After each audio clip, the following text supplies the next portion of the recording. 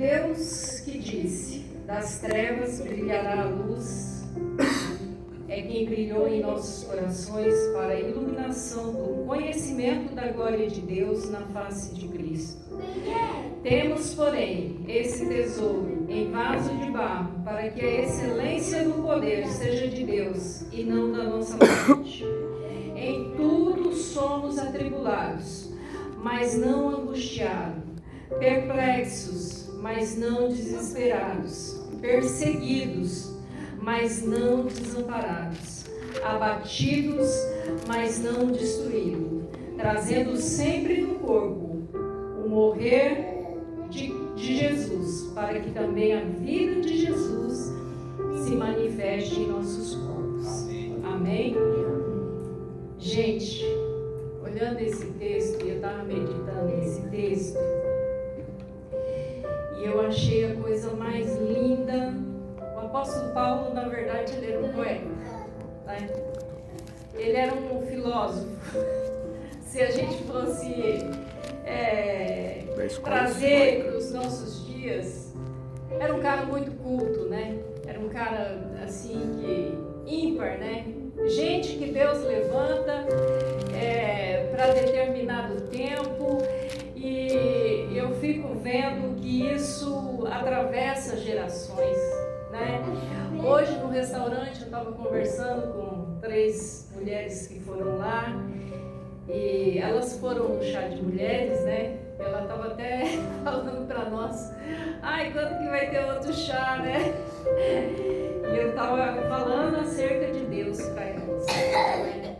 E eu falei para elas assim: eu respeito todas as religiões, eu só não compreendo como que uma pessoa ela não vê a manifestação de Deus na vida. Porque o fato da gente estar vivo é uma manifestação de Deus, né? Porque você sabe que no seu corpo existem milhões de bactérias. Se uma bactéria dessa for para a corrente sanguínea, for para o lugar errado, já era. A mão de Deus nos guia por um propósito. Quando o apóstolo Paulo escreveu isso para a igreja de Corinto, uma igreja difícil, gente. Se você for estudar a igreja de Corinto, foi uma igreja que, digamos assim, trabalhosa, né? Trabalhosa, porque existia separação de pessoas, né, dentro da igreja. Uns queriam ser de Apolo, os outros, um era de Paulo. Os ricos não se misturavam com os pobres, né? E se você for ler ao longo da história dessa igreja, tinha tanto problema que você fica pensando, e eu fico pensando, se fosse nos nossos dias, quantas pessoas não iam sair da igreja? Né? Quantas pessoas não iam sair da igreja? E o que me deixa assim, porque isso foi o começo da igreja, e o apóstolo Paulo chama essa igreja para quê? Para viver em unidade, para ensinar para essa igreja que todos nós somos servos. Que na igreja do Senhor, Deus levanta homens na igreja, Deus levanta pastores, Deus levanta missionário, Deus levanta, mas todo mundo é servo. O maior é servo de todos. Deus levanta a gente para ser servo. Nós estamos vivendo um tempo, gente, de tanta religiosidade, de tanta mentira que o diabo tem cercado a igreja, que tem gente fazendo de gente ídolo. Ai, o fulano. Ai, tem artista, gente. Pedir autógrafo para artista. Meu Deus. Gente. Se alguém faz isso, me perdoa, mas eu fico indignada, gente. Eu fico. Sabe por quê? Porque essas pessoas tinham que ser as pessoas mais simples, as pessoas mais humildes. Sabe por quê? Quanto maior Deus te chama, mais responsabilidade você vai ter. E Deus fala assim, o apóstolo Paulo ensinando aqui, vaso de barro. Você sabe o que significa vaso de barro? O oleiro, quando ele faz o barro, ele pega aquela terra lá do nada, e ele vai moldar esse barro, e ele vai fazer desse barro aquilo que ele bem... A palavra de Deus fala lá em Jeremias. Jeremias, olha ali para o oleiro ali, como ele está fazendo esse barro, como ele está fazendo esse vaso.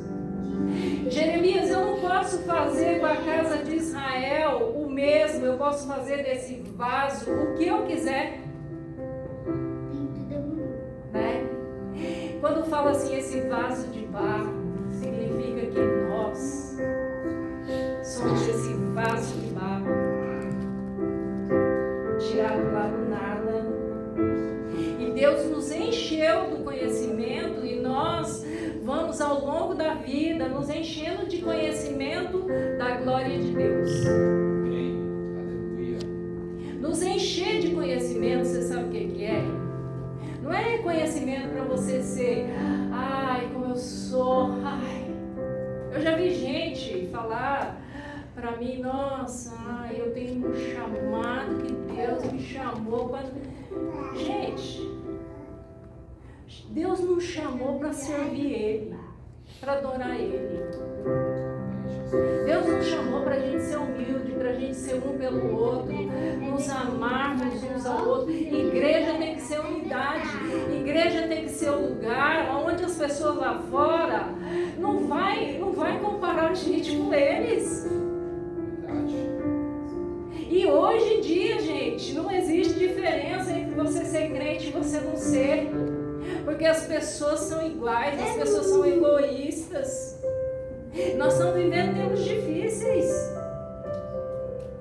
Porque nós estamos vivendo um tempo de vaidade, de competição. Deus nos chamou para uma vida de pureza. Esse vaso de barro aqui, mais na frente ele fala, nós somos atribulados, perseguidos, mas não desesperados. Você sabe o que eu fico vendo? Que a nossa vida com Deus é perseverança. Existe uma palavra difícil da gente viver ela, perseverança. Porque a gente tem a tendência, a gente é muito tendencioso, né? Quando algo não está no nosso controle, a gente quer estar no controle de todas as coisas, mas Deus não chamou a gente para estar no controle da nossa vida. O controle da nossa vida está em Deus. Eu estava vendo hoje uma pregação e o rapaz falou assim, gente, por que o mundo vive uma angústia? Lógico que nós vivemos essa angústia, gente. Nós vivemos uma angústia, você pode falar assim, não, eu não sou essa pessoa não, eu não tenho angústia nenhuma. Bom, só se você for uma pessoa alienada, que você não vê notícia, que você vive no seu mundinho. Mas se você começar a olhar as coisas do jeito que elas caminham, é perigoso você entrar em depressão. Porque essa semana eu comecei a olhar as notícias do Brasil de política, eu falei, gente, deixa, eu não vou ver mais isso não. Não vou ver mais isso não, porque é tanta injustiça que você fala assim, meu Deus do céu, que mundo é esse que nós chegamos? Perplexos.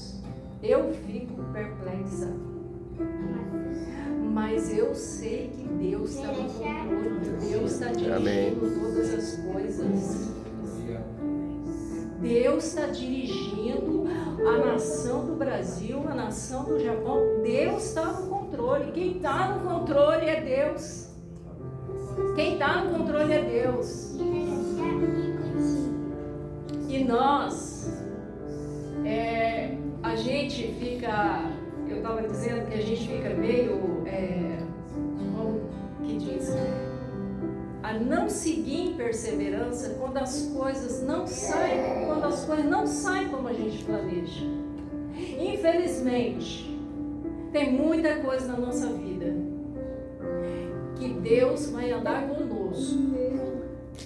Tem coisa que Deus vai nos livrar.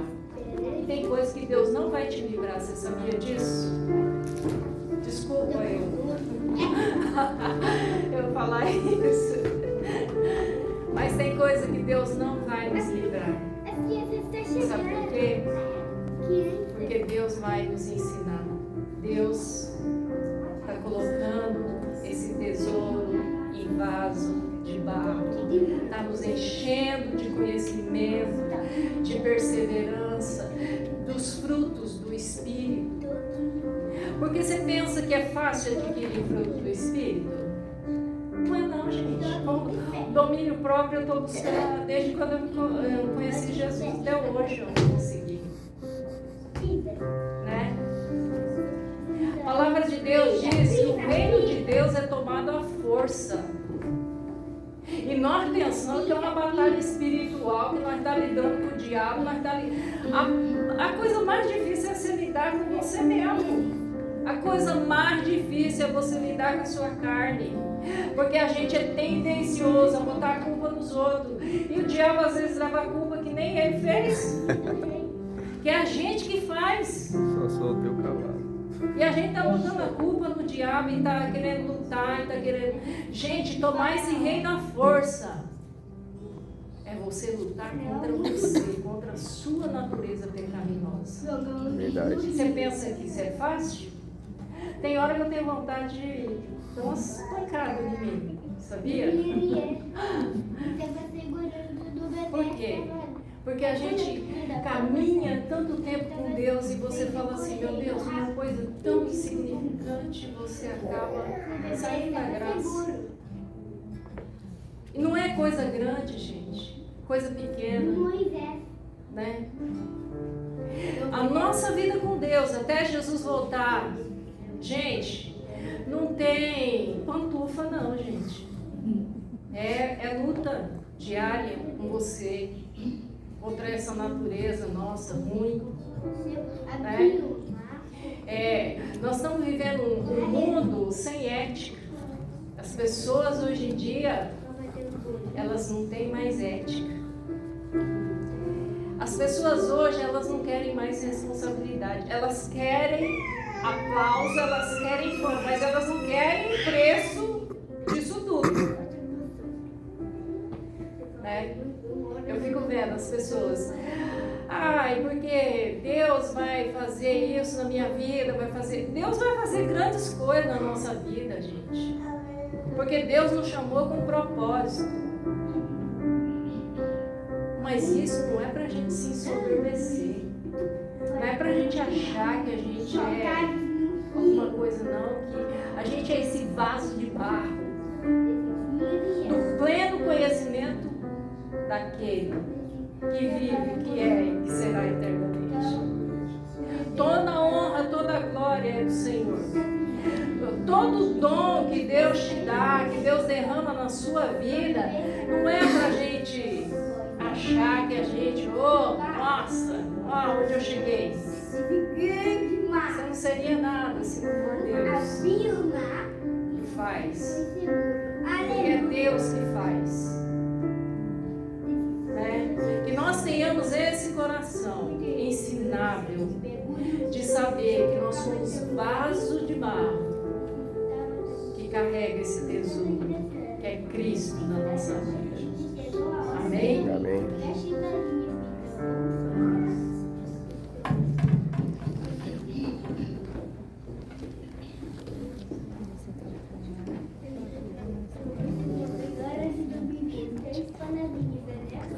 Saudade dessa humildade. As crianças, Jesus deu de mundo.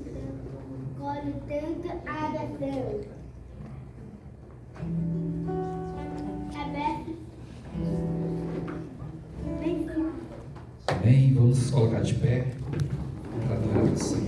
Amém. Louvar o santo nome do nosso Deus e o adorar. Amém. Glória a Deus. Aleluia. Vamos lá, igreja. Vamos louvar o Senhor juntamente com os anjos. Vamos louvar o nosso Deus. Aleluia.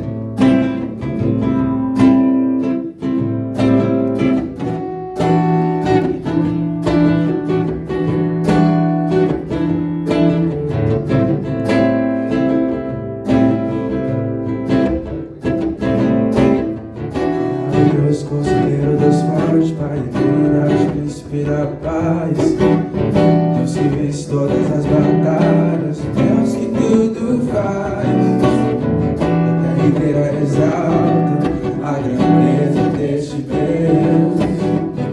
Ele é sempre fiel e te dá vitória, os anjos te louvam,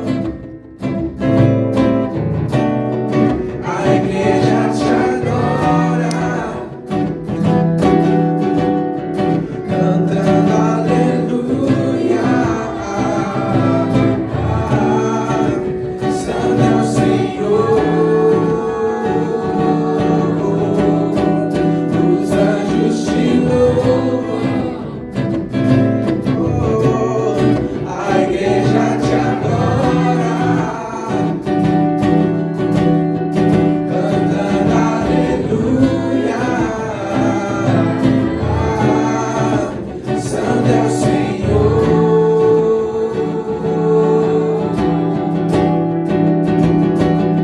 Maravilhoso, conselheiro, Deus forte, Pai de Trindade, Príncipe da paz, Deus que vence todas as batalhas, o Deus que tudo faz, a terra inteira exalta a grandeza deste Deus. Pois Ele é sempre fiel e te dá vitória, os anjos te louvam, a igreja te adora, cantando aleluia. Santo é o Senhor, os anjos te louvam, a igreja te adora, cantando aleluia. Santo é o Senhor, os anjos te louvam, a igreja te adora, cantando aleluia. Santo é o Senhor. Aleluia.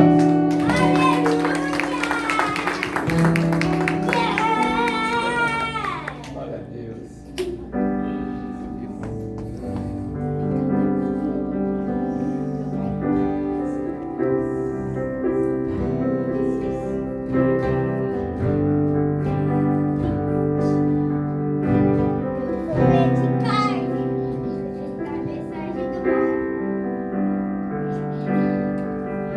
Este é o meu respirar.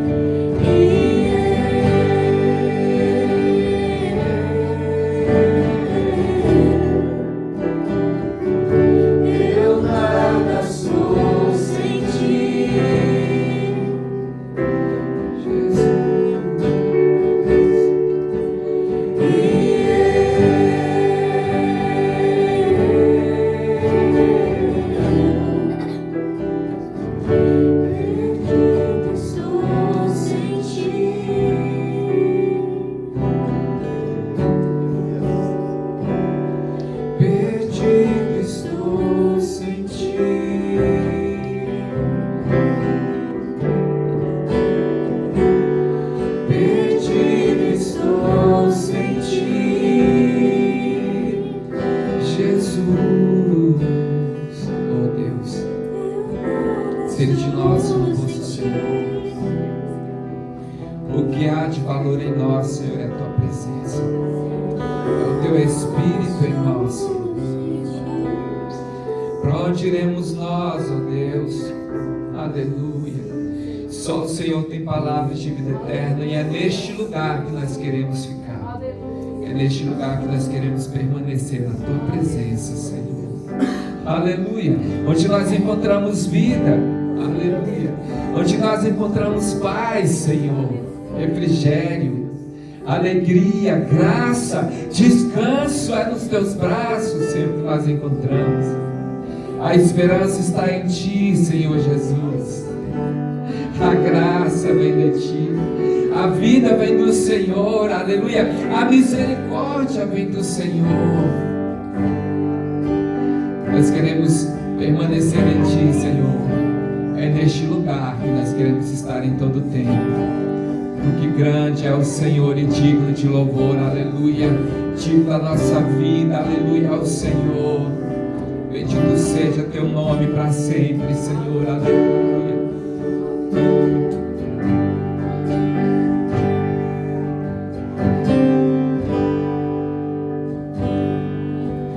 Quão grande é o meu Deus, cantarei. Quão grande é o meu Deus, e todos hão de ver. Quão grande é o meu Deus, quão grande é o meu Deus, aleluia. Quão grande é o meu Deus, cantarei. Quão grande é o meu Deus, e todos hão de ver. Quão grande é o meu Deus.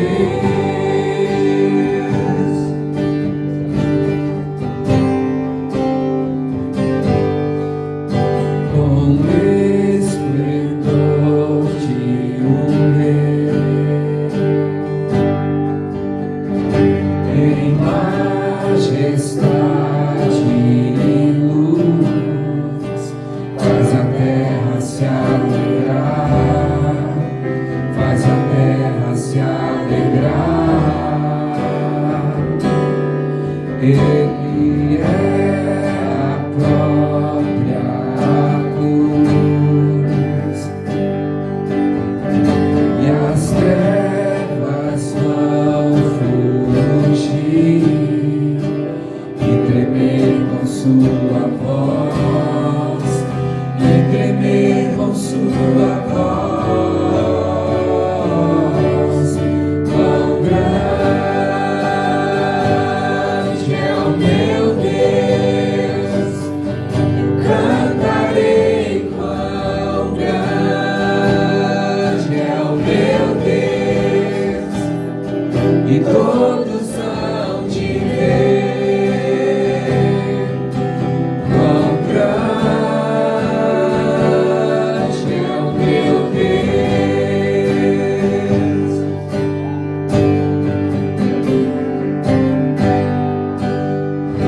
Por gerações Ele é, o tempo está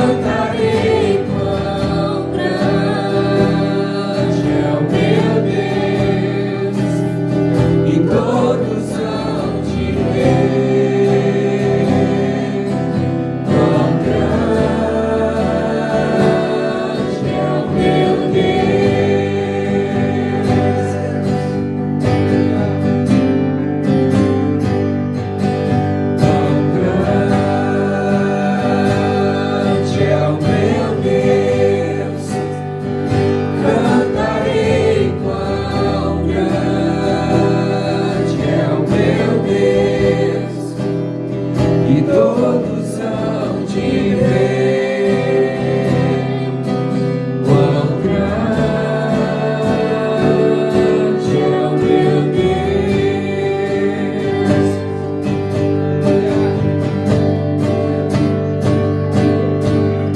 Sobre todo nome é o seu, tu és digno do louvor.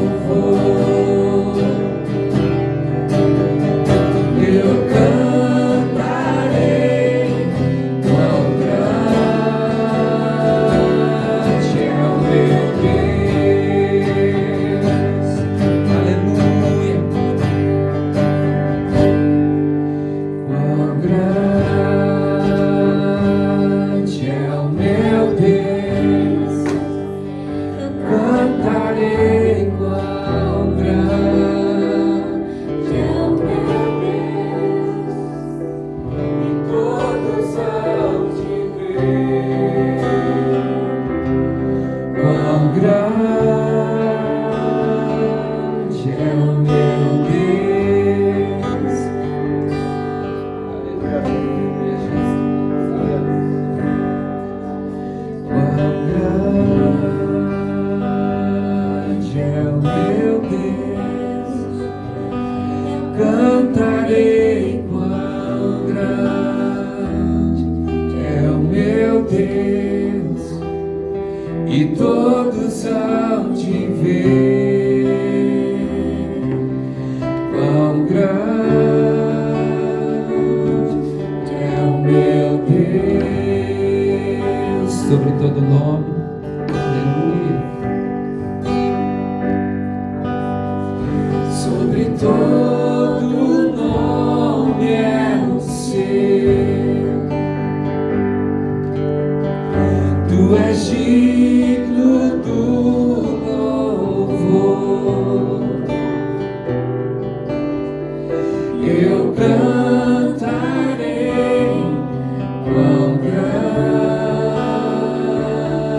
é o meu Deus. Aleluia. Sobre todo nome é o teu, Jesus. Aleluia. Sobre todo nome é o teu, tu és digno do louvor. Eu cantarei quão grande é o meu Deus. Aleluia. Aleluia. Aleluia. Aleluia. Oh, aleluia. Grande é o Senhor. Aleluia. Oh, grande, grande, grande. Grande, grande é o Senhor. Oh, soberano. Aleluia. Verá, chega lá, oh, Deus forte, poderoso é o Senhor.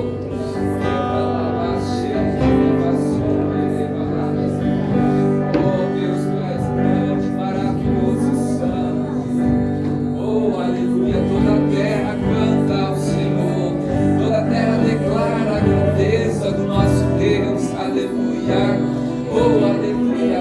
Toda a terra te exalta, Senhor. Toda a terra está cheia da tua glória, Pai. Aleluia.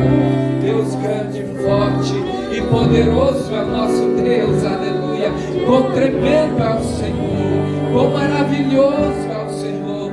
Quão grande, quão forte é o Senhor. Aleluia. Poderoso nas batalhas é o nosso Deus. Oh, aleluia. Aleluia. Não há outro Senhor. Não há outro digno de louvor, Senhor.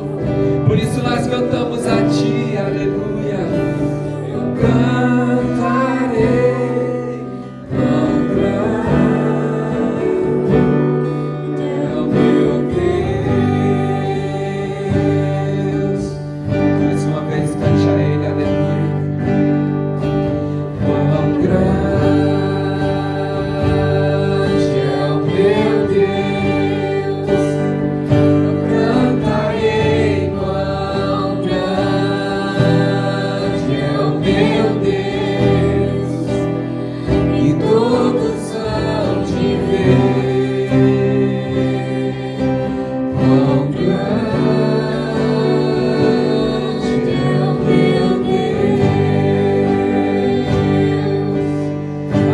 Aleluia. Glória a Deus. Amém. Aplauda ao Senhor. Amém. Glorifica ao Senhor com suas palmas. Aleluia. Grande é o nosso Deus. Aleluia. Glória a Deus. Aleluia. Glória a Deus. Aleluia. Grande é o Senhor. Amém. E digno de louvor, digno da nossa adoração, nosso Deus. Grande Ele é. Aleluia. Aleluia. Amém. Já gostaria de convidar o William, amém, para estar ministrando a palavra do Senhor nesta hora. Amém. Louvado seja o Senhor. Amém. Glória a Deus. Estenda as suas mãos. Amém, queridos. Vamos estar orando, amém, pela vida do William. Amém, nosso irmão querido. Aleluia. Ministro do Senhor. Aleluia. Homem de Deus. Aleluia. Aleluia. Caminhamos para sermos cada dia mais parecidos com o Senhor. É uma honra para nós, irmãos, poder estar aqui, né? Todos nós, eu creio, né? Nos sentimos honrados de cada dia poder ouvir o Senhor, amém, ministrando. Hoje através da vida do William, outrora através da minha vida, hoje também através da vida da Lucy, né? Dos ministros aqui, dos irmãos que têm ministrado. Como é gratificante poder ouvir o Senhor falar aos nossos corações. Pai, no nome de Jesus, muito obrigado pela vida do William, Pai. Ó Deus, obrigado porque o Senhor o chamou e eu creio que ele, ó Pai amado, tenha cada dia, Senhor Deus, se colocado diante do Senhor para ouvir o Senhor e trazer a mensagem que o Senhor tem para a igreja. Que o Senhor possa usar a vida do teu filho, assim como o Senhor já tem usado. Ministrar, ó Deus, continuar ministrando na vida dele e através dele, Pai, no nome de Jesus. Que a palavra do Senhor possa encontrar aqui, Senhor, corações contritos e quebrantados. Ó Deus, corações, ó Deus, preparados, terra boa, Pai, para ouvir a palavra, reter a palavra e que venha, Senhor Deus, gerar frutos que glorifiquem o teu nome. Nós te agradecemos no nome de Jesus. Amém. Paz do Senhor, igreja. Amém. Ficamos aí ausentes 2 semaninhas. Semana foi corrida, essas semanas foi bem puxada pra gente, né? Se vocês terem uma ideia, a Cláudia até desmaiou. Verdade? Não tô brincando não, verdade. Eu contei lá que eu fiquei gripado, né? Tava com a minha sinusite atacada, mas eu tive muita febre na semana passada, na quarta e quinta-feira. Na quinta-feira já estava melhor, mas na quarta, dor de cabeça horrível, não sei que vírus que está rolando aí. E eu tive uma tontura também na quinta-feira. E a Cláudia na sexta-feira ela estava com um pouco de febre também, foi na escola da Sara assistir aula. De repente ela falou que só viu o pessoal em cima dela falando dai Diogo, ela tinha desmaiado. Ela nem viu o que aconteceu. E foi um desespero para a Sara, né? Ela estava dentro da sala de aula da Sara. A Sara disse que ela estava assim de olho aberto e foi caindo assim. Aí a japonesa estava do lado dela, segurou ela, não deixou ela cair, né? Mas eu não sei, eu acho que a nossa correria, tanta coisa pra gente resolver e tal, a imunidade caiu, né? E nessa pressão é um vírus meio estranho, aí tinha um rapaz lá no serviço também quase desmaiando, parece que cai a pressão, né? Tá bem estranho esse negócio aí, né? Mas agora estou recuperado, graças a Deus, né? Tomando meus remedinhos aí, né? Remédio pra cabeça. Não é remédio de sinusite, tá? Não é o Revoltril, não. Às vezes precisa, né? Mas pra dar uma desacelerada. Mas foi bom, assim. Estamos de casa nova, graças a Deus. Arrumando, né? Tá uma bagunça ainda em casa, né? Mas a Cláudia tá dando jeito lá, tá arrumando bastante coisa. Muitos móveis para comprar. E, assim, tem sido uma experiência, a experiência da casa própria, né? Foi coisa do banco ainda, né? Mas, eu tenho 33 anos, não posso chamar de meu. Não, Daniel? Tamo junto, né? Mas é bom, viu, gente? Eu aconselho, em vez de ficar pagando aluguel, compre sua casa. Se você tiver uma oportunidade, pegar uma taxa de juros baixa aí, compre. Quanto antes você comprar, melhor, né? Eu já era para estar terminando de pagar, né? 30 anos de Japão já. O ano que vem eu faço 30 anos de Japão. Se tivesse pegado meu financiamento aí, né, de 30 anos, já o ano que vem terminava. Mas amém. Isso aí comentários aleatórios, né? Abra sua Bíblia em Mateus 16, 18. É um texto bem conhecido, tá? Esse foi criada uma doutrina em cima desse texto, tá? É da onde o catolicismo romano fala que o Papa tem como se fosse as chaves da igreja, né? É da onde criaram essa doutrina. E a gente vai estar... É uma pregação em forma de estudo. Se alguém tiver alguma coisa a acrescentar aí, pode levantar a mão também e falar aí, né? A gente não tem essa restrição de só eu falo e vocês ouvem. Deixa eu melhorar aqui, que senão minha Bíblia vai cair. Se alguém tiver alguma coisa a acrescentar aí, pode falar, tá, gente? A gente é bem aberto para essas coisas também. Né? Que não seja uma heresia aí, que a gente tem que dar trabalho para corrigir. Mas pode comentar. Mateus 16, 18. Diz bem assim, deixa eu achar aqui. Mateus 16, 18. Vamos ler primeiro, do 18 não, eu vou ler a partir do versículo 13, tá? Mateus 16, 13. Mas o centro da mensagem aqui é o 18. Chegando Jesus à região de Cesareia de Filipe, interrogou os seus discípulos: quem dizem os homens ser o Filho do Homem? Queria dizer assim, né? Quem dizem os homens aí quem eu sou? Respondeu ele: uns dizem João Batista, outros Elias, e outros Jeremias, ou um dos profetas. Perguntou-lhes Jesus, né? Perguntou-lhes: e vós, quem dizeis que eu sou? Simão Pedro respondeu: tu és o Cristo, o Filho do Deus vivo. Respondeu-lhe Jesus: bem-aventurado és tu, Simão Bar-Jonas, pois não foi carne e sangue quem te o revelou, mas meu Pai que está nos céus. E também eu te digo que tu és Pedro, e sobre esta pedra edificarei a minha igreja, e as portas do inferno não prevalecerão contra ela. Eu te darei as chaves do reino dos céus. Tudo que ligares na terra será ligado nos céus, e tudo que desligares na terra será desligado nos céus. O texto começa falando sobre Jesus chegando a uma região. Vocês prestaram atenção aí no começo? A região de Cesareia de Filipe. Era uma região de muita idolatria, na verdade. Há historiadores que falam que quando Jesus chegou nesse lugar aqui, tinha um templo, agora eu me esqueci o nome do templo, só que é tipo uma caverna. E ali eles falavam que era a porta do inferno, esse lugar. Os judeus chamavam aquilo ali da porta do inferno. Era uma região de muita idolatria. Eles chamam aqui, é importante você entender esse texto aqui, que Mateus ele escreveu para judeus, tá? Judeus que respeitavam, convertidos ao cristianismo, mas que ainda seguiam os ritos judaicos. E ele está falando de algo que escandalizava o judeu. É o Mateus aqui que escreveu. Se você não sabe, no Novo Testamento, dos 4 evangelhos, esse evangelho de Mateus é o único escrito em hebraico, né? Que é a língua deles, né? Dos judeus, que foi escrito para judeus.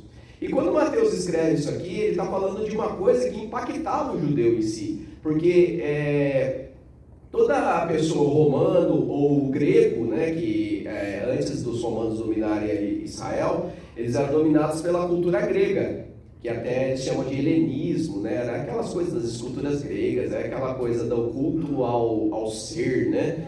Vários deuses e tudo mais. E os judeus, para ele, era inaceitável isso. E quando Jesus leva os discípulos nessa região, era uma região gentia, né? Que eles falam dos gentios, que era todo aquele que não era judeu. E quando eles chegam ali, deve ter causado um desconforto nos discípulos. Sabe, você já teve uma sensação assim, por exemplo, né? Se alguém aqui faz parte de alguma dessas religiões, mas você já foi em alguma religião que não tem nada a ver com o nosso cristianismo, e você ficar ali, tá rolando um ritual, e você ficar ali no canto, ali, né? Uma vez eu fui no velório, né? Que começou a rolar um negócio lá, né? E eu tô lá no cantinho, lá, né? Você começa a sentir um clima pesado, né? Uma coisa, sei lá, é esquisito, né? Nossa, eu tive uma sensação horrível, né? E não é uma coisa assim que talvez pode ser por causa da nossa cultura, sim. E talvez a gente pode sentir também, a gente fala, tem muita história de guerra espiritual, né, que a gente está entrando no território do inimigo. Para começo de conversa, o inimigo não tem território, tá? Todas as coisas pertencem a Deus, tá? E Jesus deixou bem claro no texto aqui, que fala que as portas do inferno não prevalecerão contra a igreja do Senhor. Então pode ser sim que você sinta uma opressão ali, mas meu irmão, ali a gente é mais vitorioso quando a gente está nesses ambientes. A gente está nesse ambiente, nada pode nos tocar, nada vai vir afligir a gente não, porque aquele que está em nós é muito maior do que está no mundo. Eu creio nisso. Mas eu acho que os discípulos são desconfortáveis e Jesus propositalmente leva esses caras até lá. Imagina a cena, né? Os caras falam, Jesus, o que nós estamos fazendo aqui? Jesus, era para lá, né? Jerusalém é para lá, o Senhor leva a gente para Cesareia, né? E Jesus ali, ele faz a pergunta para os caras. E aí, gente? Quem o povo está falando que eu sou? Aí eles começam, né? O povo aí, ele estava comentando aí, será que esse é Elias que voltou, né? Porque se você não sabe, Elias, ele não morreu, né? Elias subiu no redemoinho, né? Deus levou, recolheu Elias, e eles ficavam esperando que um dia Elias ia surgir de novo, porque Elias foi um profeta que marcou Israel, né? Eles ficam esperando isso. Ele fala, uns aí estão falando que Elias, outros é João Batista, né? Ou um dos profetas. Mas daí Jesus pergunta, e vocês? Quem vocês pensam que eu sou? Aí Pedrão, né, toma sempre a dianteira. Tu és o Cristo, o Filho do Deus vivo. Quando ele fala o Cristo, é o ungido, o Senhor é o escolhido, o Senhor é aquele que veio para libertar Israel. A palavra Cristo está carregada disso. Você é o libertador, você é aquele que veio para redimir. E aí Jesus lança... Nós entramos na história aí agora. É nós, estou falando de nós, estou falando de você. Pedro, é verdade isso que você está falando. Isso é uma pedra de edificação, que é isso que ele está falando. Tu és Pedro, essa pedra significa alicerce. Se tem uma coisa que Jesus manjava, era disso. Sabe por quê? Uma vez eu falei sobre qual era a profissão de Jesus. Aí todo mundo, carpinteiro. O que o carpinteiro faz? Aí começa, faz móveis. Não, o carpinteiro não faz móveis. O carpinteiro, ele trabalha com estruturas. Quem faz móveis é o marceneiro. É outra história.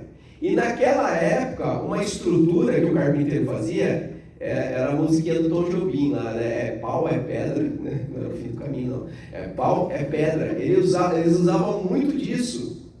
Era uma pedra, né? Ou colocava uma estaca, cercava de pedra para fazer um telhado, por exemplo. Isso o carpinteiro faz.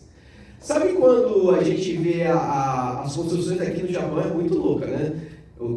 De repente não tem nada, daqui a pouco chega o Gabi e sua equipe lá, levantou a casa, né? 2 dias tá as paredes levantadas. Você fala, como isso? Aquilo ali é o carpinteiro que faz aquela estrutura, né? E depois só chega e reveste. Aí depois vem o acabamento, que daí é o marceneiro, pode ser lá outra profissão que faz. Mas o carpinteiro, ele trabalha com estruturas. E quando Jesus fala para Pedro, tu és Pedro, ele está falando o quê? De alicerce. Ele usa o nome de Pedro, que quer dizer pedra, né? Para falar assim, essa pedra aqui, que é aquilo que você confessou, tu és o Cristo, o Filho de Deus vivo. Essa verdade que você confessou agora, é sobre ela que eu vou edificar a minha igreja. Aleluia. É essa a verdade. Aleluia. E teve uma criada doutrina de que Jesus tinha falado para Pedro que estava entregando a autoridade do reino para Pedro. E tipo assim, um homem recebe... Não era isso. É a igreja que está recebendo essa autoridade na forma que nós vivemos em cima dessa verdade. Tu és o Cristo. Está entendendo? E aí a gente começa a ver. Teve um desses discípulos aqui, um pouco antes, né, na história antes, eram discípulos de João, né, João Batista. E o João, ele teve a revelação, né, que João, ele era mais ou menos uns 6 meses mais velho que Jesus, né, filho de Isabel, e ele era primo de Jesus. Tem a historinha, né? Quando ele está no ventre lá de Isabel, a Maria chega e salva Isabel, João remexe, né? E aí foi criada até, olha quanta doutrina criada, né? Foi criada a reza do Ave Maria, né? Em cima disso aí, porque cheia de graça, o Senhor é convosco. Foi o que Isabel disse para Maria, assim, tu és a agraciada, né? O Senhor é com você. Porque Isabel tinha entendido que dentro do ventre da Maria carregava algo de Deus ali. E isso foi o João que fez a Isabel entender ainda no ventre. E depois eles crescem e tal, não se sabe como eles cresceram, se foram juntos, separados. Mas depois de um tempo Jesus aparece pregando e João batiza Jesus, tem a revelação, né, da voz do céu que fala, esse é meu filho amado e quem tem me comprazo, né? E João, ele entende que, ele fala assim, eu que tinha que ser batizado por você, e você vem a mim para ser batizado? Jesus só vira para ele e fala assim, importa que seja assim. E vai, se batiza e tudo mais. Só que chega um momento que João, ele começa, não sei o que estava rolando ali, será que é? Né? Será? E ele manda os discípulos ver onde Jesus vive. Ele fala assim, vai lá, vê lá, né? E chega aos discípulos e fala assim, aonde que o Senhor vive? Na verdade, a gente entende no nosso português, é onde o Senhor mora. Porque Jesus responde, vem e vê. Só que daí na sequência do texto vai falar assim que Jesus continuou curando, fazendo milagres, né? Na verdade, quando fala assim, aonde você vive, quer dizer assim, de que maneira você vive? Como você anda? E eu pergunto para você, meus irmãos, sabe por que a igreja tem fracassado na missão? Porque a gente não vive de acordo com aquilo que a gente prega. Aquilo que a Neuci falou assim, da nossa batalha ser contra nós mesmos, né? Muita gente não entendeu isso e fica culpando os outros, né? Assim, é terrível isso. Eu mesmo, às vezes me pego, toda vez que você pensar assim, mas é que... Para. Mas é que nada. Olha para você. Porque tudo que a gente faz, tudo depende do qual espírito a gente faz. É o espírito de Cristo ou é o espírito do Adão, que ainda vive em mim? O Lutero que eu acho que falou, né, que, afoguei o velho homem nas águas do batismo, mas o miserável sabe nadar. É assim, vira e mexe, tá aparecendo, né, botando as asinhas de fora, né, é terrível, essa luta contra mim mesmo é terrível. E a gente tem que ficar se policiando nisso, porque quando os discípulos falam assim, aonde o Senhor vive, eles querem saber como o Senhor vive. Qual é a sua maneira de andar? Qual é a sua maneira de proceder?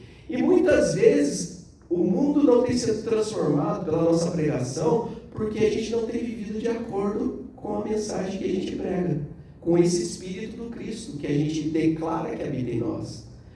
Eu tenho meditado bastante sobre o nome da nossa igreja, né? Ide e proclamai. O proclamar, essa palavra proclamar é você anunciar uma verdade que já foi realizada. Não é algo que vai ser realizado, é você viver de acordo com aquilo que já foi feito. Sabe, é a gente entrar no tempo de Deus agora, né? A gente tem muita das palavras que falam do tempo, né? Que é o kairos, né? O tempo de Deus, é o tempo que Deus realiza as coisas. E aí tem gente que fala assim, não, William, você tem que entender que todo mundo tem seu tempo, né? Não, meu irmão, não tem essa. Ou você entra no tempo de Deus ou você está fora. Não tem outra maneira de viver. E a gente fica querendo viver o nosso tempo, né? Do jeito, a gente quer ter o controle, essa é a verdade. A gente quer ter o controle sobre a nossa vida e não, se não bastasse as nossas vidas, quer ter controle sobre a vida dos nossos filhos também, né? Porque a gente queria que eles fossem de acordo com a gente, com o que a gente idealizou. Quem nunca se pegou tentando se realizar nos filhos, né? Tudo aquilo que você não conseguiu fazer, tudo aquilo que você não conseguiu ter, você querer dar para os seus filhos, né? E isso só estraga. Quem que faz isso com a gente, sabe qual o espírito que é esse negócio de dar tudo para ter o controle? Sabe quem que é? É o diabo. Tudo isso te darei se me adorares. Quem que disse isso, meu Deus? Na última pregação que eu fiz, né, e justamente o último culto foi o que eu peguei, eu falei um pouquinho sobre que Deus não está querendo nada disso que a gente está fazendo. Deus ele não está exigindo de nós nada do nosso culto em si. Deus, eu usei aquele texto lá quando Paulo fala, né? O Deus do céu, o Criador dos céus e da terra, não é servido por mãos humanas como se de alguma coisa necessitasse, e não habita em templos feitos por mãos de homens. E aí, aqui que eu quero chegar. Quando você, se alguém perguntou para você hoje, né, falou assim, fulano, vamos fazer tal coisa às 5 horas da tarde, né, que já era a hora que você estava se preparando para vir para cá, o que você falou para essa pessoa? Você, não dá, porque eu vou aonde? Na igreja. Né? A gente desmarca alguns compromissos porque a gente vai na igreja. E a gente, muitas vezes, a gente não entendeu o que é essa igreja que Jesus está falando, que ele ia edificar sobre a verdade que Pedro declarou aqui. Para a gente entender o que é a igreja, a gente primeiro tem que perguntar o que não é a igreja. Você já parou para pensar nisso? Às vezes, para a gente entender um conceito, eu tenho muito dessa, tá? Quando eu quero entender um conceito, eu penso sempre no contrário dele. Em japonês funciona muito disso, nas minhas aulas eu uso muito disso, né? Por exemplo, você pega uma palavra, atsui, aí você pensa qual que é o antônimo dela, né? Sabui ou, dependendo, tsumetai, né? Tem duas formas aí, né? Então a gente vai entender esses conceitos pensando no que é contrário. E na palavra de Deus, funciona também dessa forma, para você entender um pouco melhor. Quando você não entendeu uma palavra, pensa no que é o antônimo dela. Por exemplo, uma vez eu fui explicar sobre equidade, iniquidade aqui, e eu falei sobre equidade. É diferente, né? Por exemplo, se você pensar assim, o que é a igreja? Então pense o que não é a igreja. Por exemplo, vou dar alguns exemplos aqui. A igreja não é uma organização. Não é uma organização. A igreja é uma família. Começa a pensar assim, ó. Então, a igreja não é uma organização, apesar de sermos organizados. Aqui o negócio é bagunçado também, né? A pessoa fala assim, pode ser de qualquer jeito. Não, pera, calma, não é assim. É porque se a gente começa a pensar em organização, a sua empresa que você trabalha é uma organização. Tem chefes, né? E às vezes os caras são os que menos sabem do serviço, né? É ou não é? Quantas vezes você não está trabalhando na linha lá e o cara vem dar palpite em uma coisa que você já tentou e não funciona. E você quer argumentar e o cara, porque ele é a autoridade, na verdade ele não é a autoridade, ele é o poderoso, né? Ele tem poder, porque a autoridade quem tem é quem trabalha ali no lugar, tá? Para falar alguma coisa. Mas como ele tem poder, vai lá e quer mudar alguma coisa, aí daqui a pouco não dá certo, aí volta tudo como era antes, né? Isso é uma organização. Um manda, o outro obedece. É assim. Isso é uma organização. Mas a igreja não é uma organização, é uma família. Apesar de a gente respeitar a autoridade, sim, de pessoas mais experientes, igual uma família. Tem o pai e os filhos. É a pessoa mais experiente instruindo o menos experiente. Né? E sempre no sentido de melhorar a pessoa. Como eu diria, não no intuito de mandar, mas sim de orientar. Uma vez eu ouvi uma pregação que falou uma coisa assim, Jesus não é a solução para tudo. Aí você já dá aquela impactada, né? Fala, como assim, né? Jesus não é a solução? Eu aprendi, Cristo é a solução, né? Eu tinha esse slogan de igreja, né? Cristo é a solução. Eu falei assim, não, ele é a orientação. Jesus, muitas vezes, ele não vai solucionar seu problema. Pelo contrário, muitas vezes até agrava. Mas ele vai orientar você a viver dentro desse problema. É isso que é legal. É você ter paz mesmo em meio à aflição. Isso que é interessante.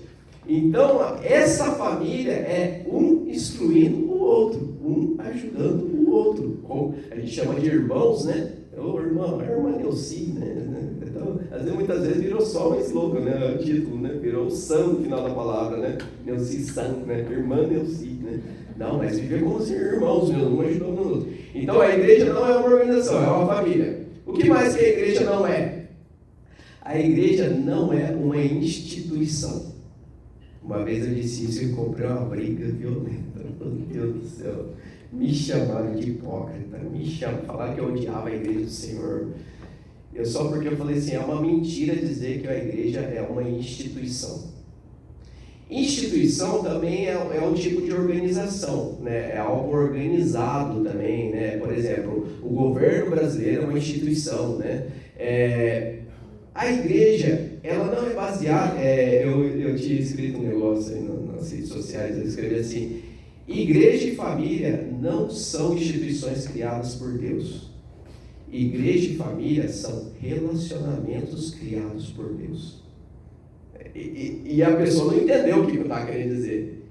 Ele falou que eu era mentiroso, falou que eu era hipócrita, que eu odiava a igreja do Senhor. Eu falei, não, eu amo a igreja do Senhor.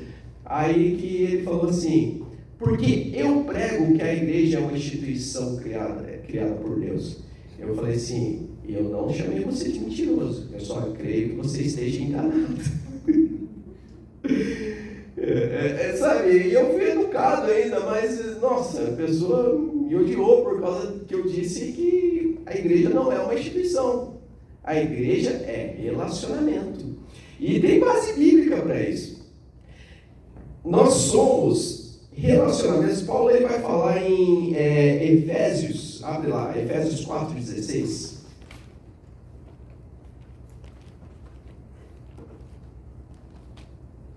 O tema da pregação hoje que eu coloquei aqui era a igreja do Senhor, né? Efésios, eu tenho certeza que minha Bíblia tem Efésios em algum lugar aqui. Alguém achou aí? Efésios 4,16 até o 18. Amor, pode ir, gente. De que em todo o corpo, bem ajustado e consolidado pelo auxílio de toda junta, segundo a justa cooperação de cada parte, efetua o seu próprio aumento para a edificação de si mesmo em amor. Isto, portanto, digo, e no Senhor testifico, que não mais andeis como também andam os gentios, na vaidade dos seus próprios pensamentos, obscurecidos de entendimento, alheiros à vida de Deus, por causa da ignorância em que vivem, pela dureza dos seus corações. Amém. É interessante aqui que Paulo ele coloca os gentios no meio da situação. E Jesus ele falou a respeito dos gentios uma coisa, ele falou assim, os gentios aí fora, eles têm líderes que mandam e obedecem. Porém, entre vós não será assim. Aquele que quiser ser o maior, seja o servo de todos. Jesus falou sobre os gentios, e Paulo ele vai falar dos gentios aqui também, né? Que ele está falando assim, no 16, né? Do qual, eu vou ler o 15, tá? Antes, seguindo a verdade em amor, cresçamos em tudo naquele que é o cabeça, Cristo. Aí começa. Do qual todo o corpo bem ajustado e ligado pelo auxílio de todas as juntas, segundo a justa operação de cada parte, né? Cada um fazendo o seu trabalho, faz o seu próprio aumento para a edificação de si mesmo em amor. Portanto, digo isso e testifico no Senhor para que não andeis mais como andam quem? Os gentios. Olha só, instituições criadas pelos gentios, né? Como andam os gentios na vaidade dos seus pensamentos. Você sabe o que é o significa a palavra vaidade? É o desejo do que é vão, do que não serve para nada. É isso, vaidade é isso, não serve para nada, né? Não paga a sua conta de luz, não tem utilidade nenhuma. E às vezes encarece. Às vezes encarece, né? Dependendo do preço do creme, né? Não estou falando da vaidade do se cuidar, mas é aquilo de querer se achar, né? Por exemplo, se o nosso pastor José chegasse aqui e falasse assim, não, o pastor dessa igreja aqui sou eu, então só eu que prego, né? Só eu que compartilho a palavra, não vou dar oportunidade para ninguém. Ia estar edificando alguém? ia estar massageando o ego dele, porque ele ia se achar o único que tem algo para oferecer.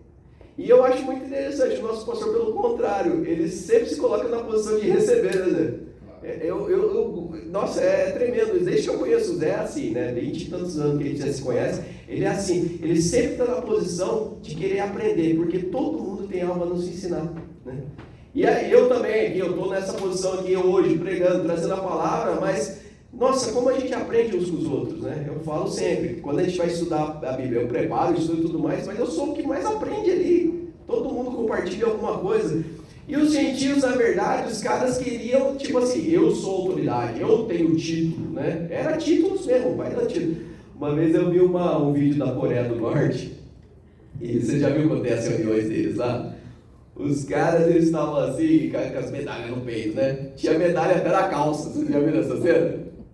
Porque são títulos, vaidade, porque enquanto eles estão recebendo títulos, a porçãozinha maior da ração deles, o povo está passando fome. Na Coreia do Norte é assim. Enquanto aquele... Sabe por que a Coreia do Norte tem um grande contingente militar? Porque quando você se alista ali e quer seguir uma carreira, você recebe uma porção maior lá na sua ração, lá nos tickets que você tem direito a receber de alimento. É só para comer um pouco melhor. E enquanto os caras vão lá ganhando títulos, o povo perece de fome. Tem fome na Coreia do Norte e é brava, né? Crianças passando fome por causa de vaidade. Enquanto Paulo está falando aqui que, na verdade, a gente tem que viver em amor. Procurando o quê? Ele fala assim, do qual todo o corpo bem ajustado e ligado pelo auxílio de todas as juntas. Tem versões que vão falar de tendões. Né? O que são esses tendões?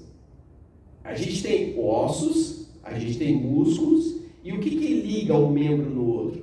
São essas juntas, né? Esses nervos. Né? E os nervos, você sabe como é que a gente realiza o movimento? Se você for ver lá microscopicamente como que o músculo e os nervos trabalham, né? Você vai ver que existe como eu diria, atritos entre partes ali de células. Existe uma tensão. Existe uma coisa que tipo assim, muitas vezes, se a gente fosse ver só no microscópio e não ver o resultado daquilo, você ia falar assim, nossa, esse negócio vai arrebentar. Isso aqui não vai aguentar. Tanta força, tanto atrito, tanta tensão, estica para lá, puxa para cá. No jiu-jitsu lá a gente usa bastante isso, né? Parece, se você fosse ver no nível microscópico ali, parece que não vai aguentar, mas é isso que vai fortalecendo todo o corpo. E muitas vezes entre nós vai ter atrito, sim, vai ter tensão, né? Vai ter coisa que parece que não vai aguentar, mas se a gente estiver buscando seguir a verdade em amor, vamos crescer em tudo, não é crescer em algumas coisas, crescer em tudo. Amém? Então a igreja não é essa instituição que procura se promover, procura ter cargos, né? A igreja é uma pessoa em desenvolvimento. É uma pessoa que está crescendo, né?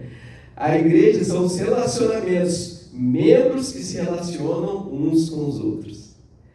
Sempre quando eu falo de membros, assim, eu lembro da profecia de Ezequiel lá, Ezequiel 37, que fala do Vale dos Ossos Secos. Né? Quem conhece a história aí, Deus vira para o profeta e fala assim, leva ele num lugar e ele vê, tipo, seria um vale, né? Um vale é o quê? Duas montanhas que se encontram assim, daí tem um vale no meio, né? E tá cheio de ossos secos, e ele fala assim, que eram sequíssimos. Aí Deus vira para o profeta e fala assim, e aí? Pode sair vida daí? O cara acha que assim, o senhor sabe, né? Ele fala desse jeito. Tu sabes. Aí fala, profetiza em cima desses ossos. E fala que teve lá, né, acho que foi um vento, né, e começou a unir osso com seu osso. Quando fala de unir osso com seu osso, o que você imagina? No momento de ignorância, assim, eu pensei assim, os crânios foram tudo para um lado, os fêmures todos para o outro, as tíbias para lá, o dedão do pé para cá, né? O que é osso com seu osso? É o antebraço aqui ligando com esse aqui. Esse aqui ligando com esse. O que você nota de diferença nesses ossos? A diferença é de tamanho, estrutura, né? Que você vê que um é mais grosso, outro é mais fino. Todos são diferentes uns dos outros. Se já pensou se dois fêmurs se unissem, como é que ia ser aquela perna? E é interessante que esses ossos eles vão se unindo até formar um esqueleto. Daqui a pouco fala que ele começa a ser recoberto com carne, recoberto com os nervos, os tendões, carne. Só que de repente o profeta nota, é um monte de defunto agora, porque são corpos sem vida. E aí vem Deus, o vento de Deus em cima do vale, e aquilo gera vida. O Espírito de Deus soprando sobre aqueles que estavam mortos, nasce vida. E isso é o símbolo de um corpo. E Jesus ele usou o que para representar a igreja do Senhor? O corpo de Cristo. Nós somos os representantes de quem Cristo é nessa terra. Você já parou para pensar nisso? A gente representa isso. É o que restou de Cristo na terra, é a igreja do Senhor.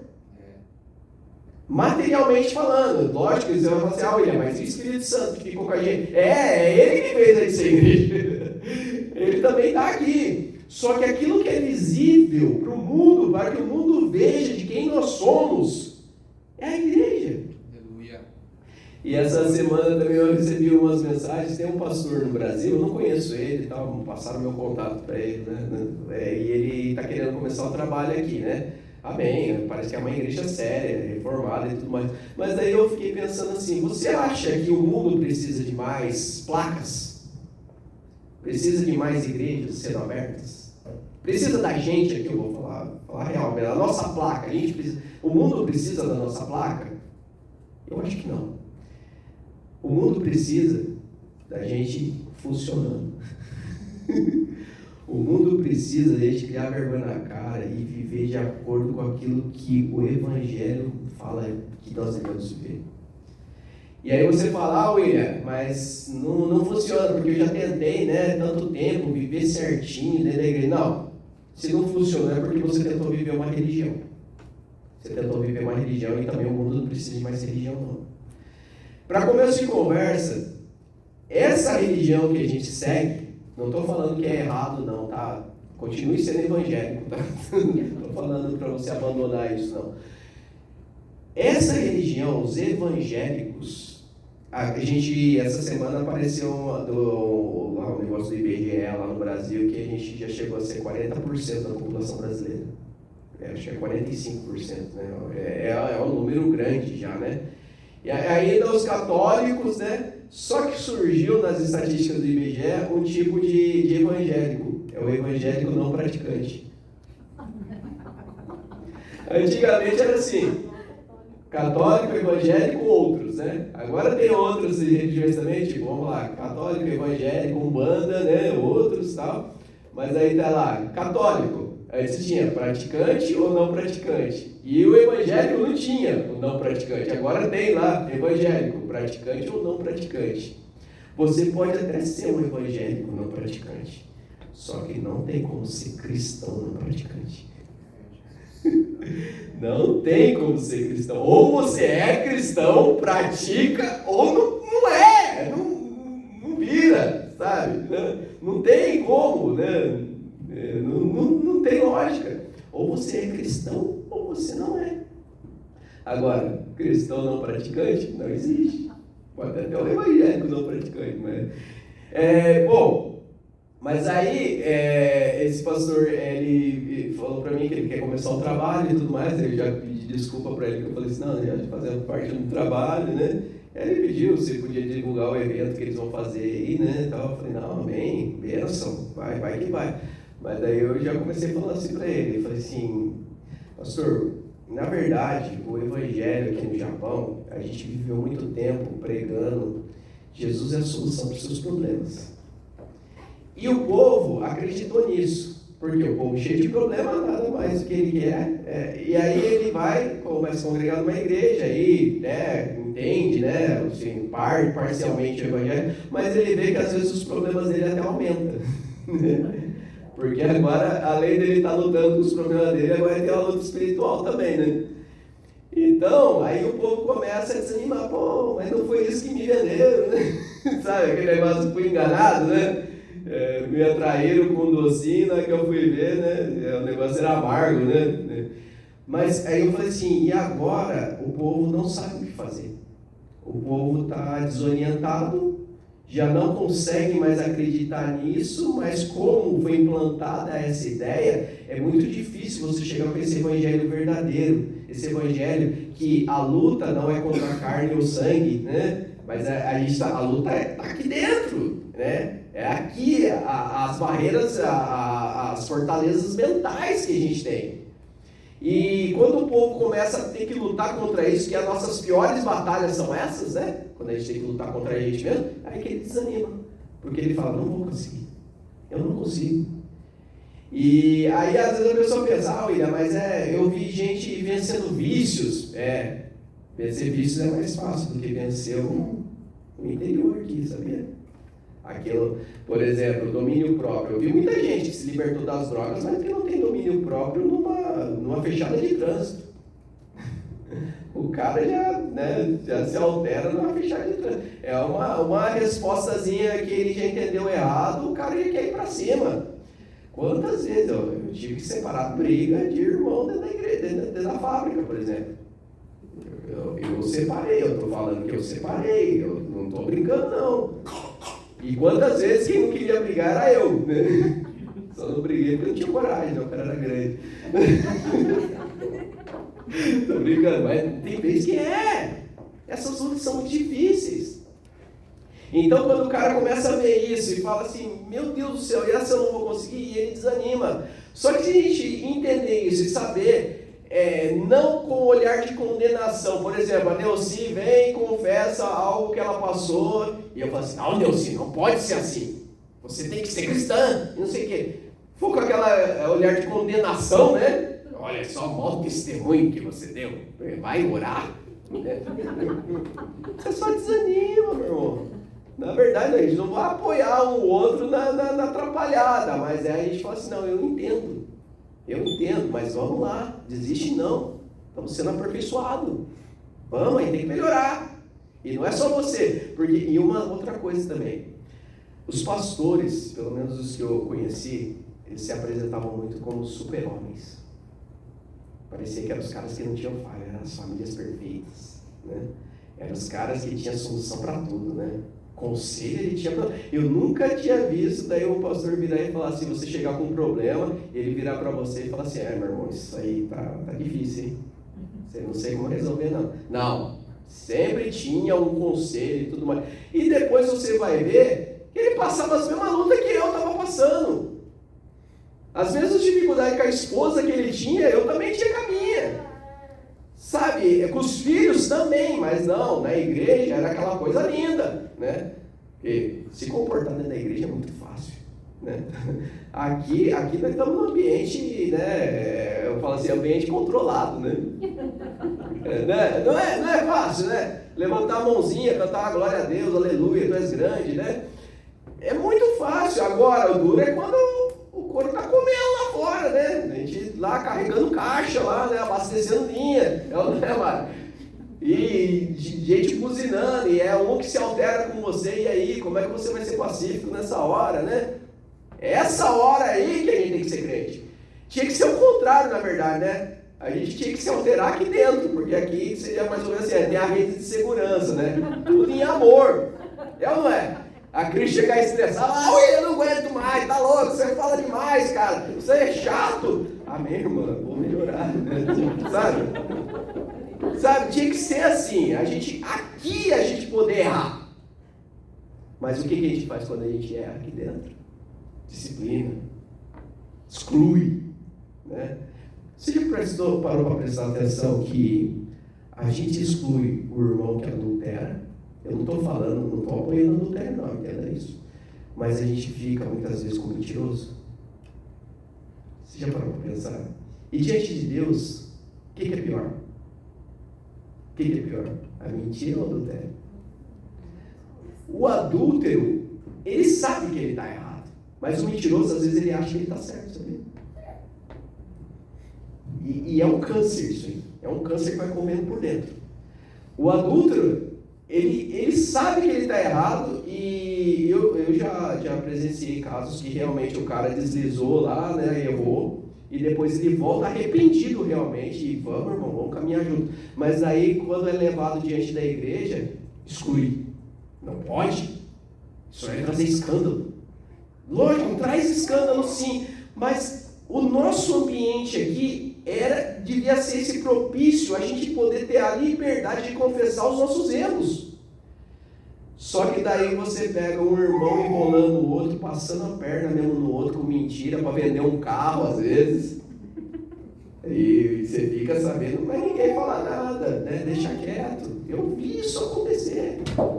Só que a gente tem que realmente, lógico, corrigir esses erros, sim. A gente tem que, policiar. Não estou apoiando essas coisas, mas eu estou falando assim, a gente tem que parar com essa mania de colocar as coisas em níveis diferentes, colocando todo mundo fedendo.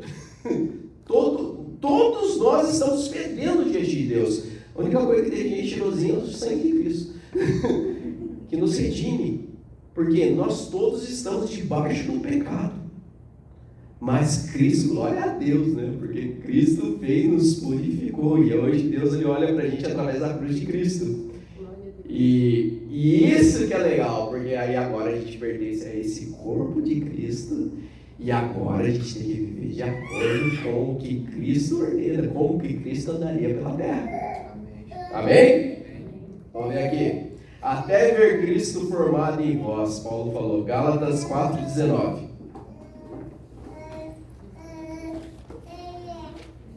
Já estou encerrando, tá? Não se preocupe. Gálatas 4,19. Achou aí, Mário? Eu também não. Achei.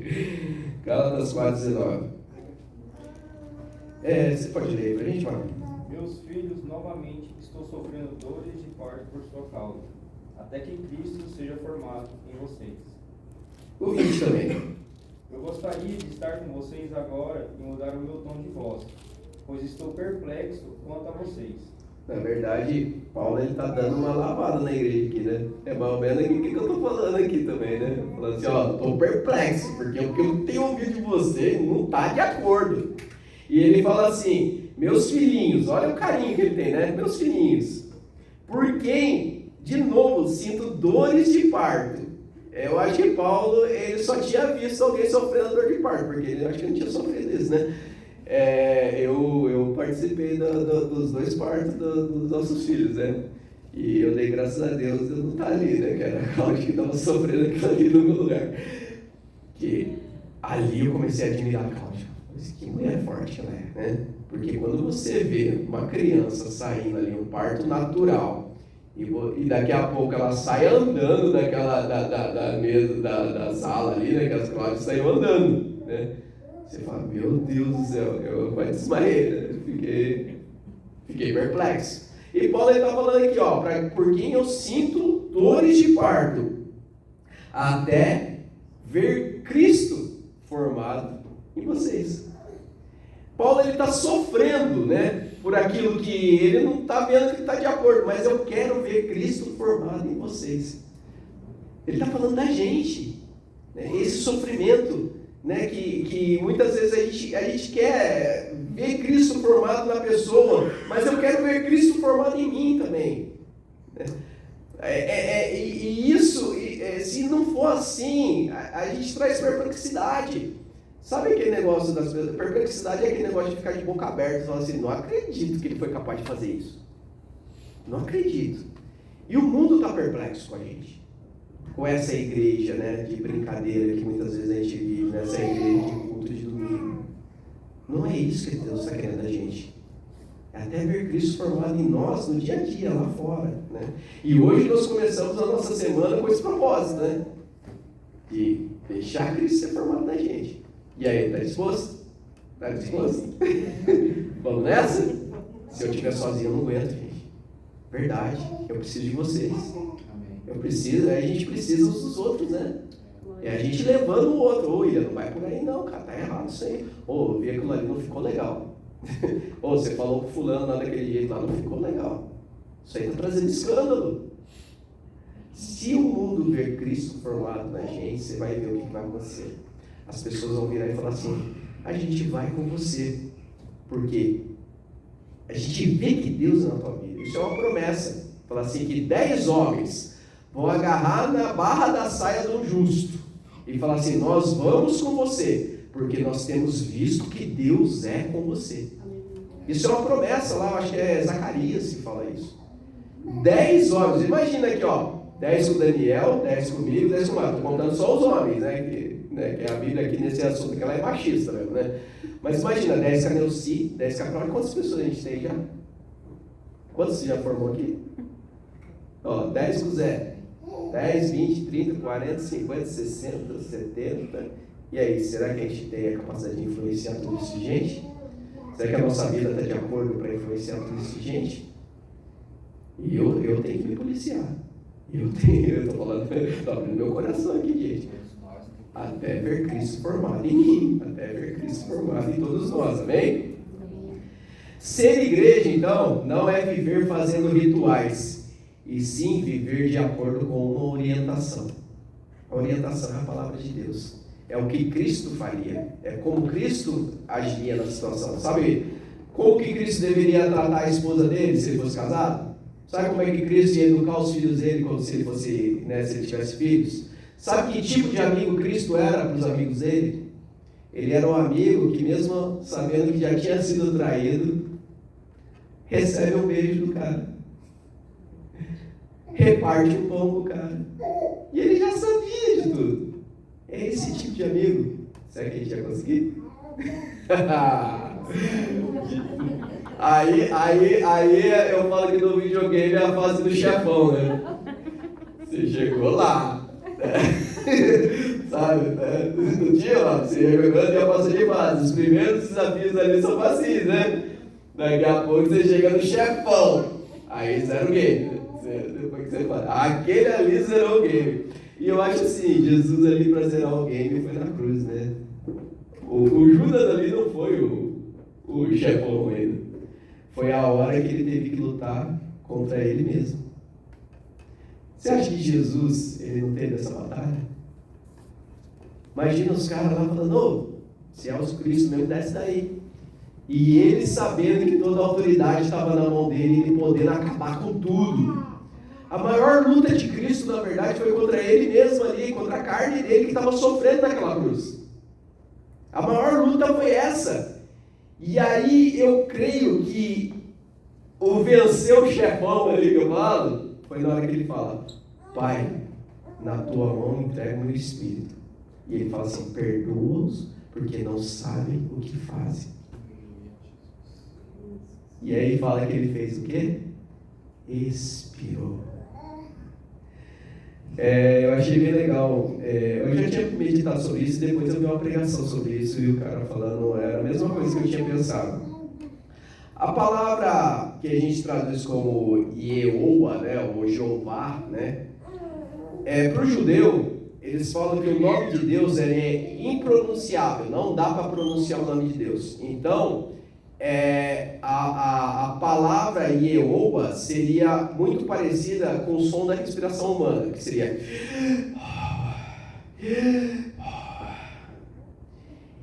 E você sabe o que acontece quando a gente sai do ventre da nossa mãe? O que começa a acontecer? É a gente fazer... E nunca mais para, durante a nossa vida toda. E aí eu pergunto para você: quanto tempo você tem de vida? Você sabe quanto tempo você tem de vida? Eu sei quanto tempo você tem de vida. Vou falar para você quanto tempo você tem de vida. 3 minutos.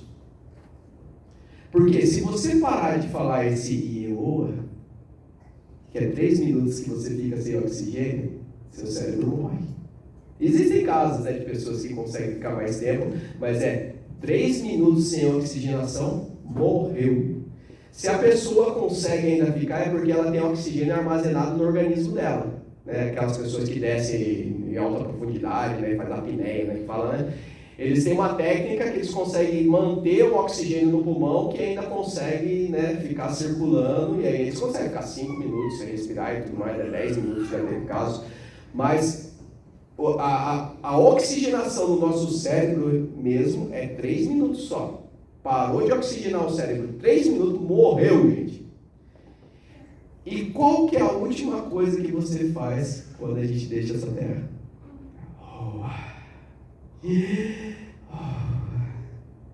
A gente começa com essa essência de Deus em nós, e a última coisa que a gente fala é quando Jesus entrega o Espírito dele também ali na cruz, que ele expira, essa palavra expirar é e é o ponto final. E eu estava no caixão de um amigo, na verdade, né?